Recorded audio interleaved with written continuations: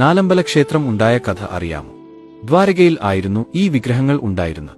ശ്രീകൃഷ്ണ ഭഗവാന്റെ പൂർവികർ 3 ജന്മങ്ങളിൽ പൂജിച്ചിരുന്നതായിരുന്ന ദിവ്യമായ വിഗ്രഹങ്ങൾ ആയിരുന്നു ആ.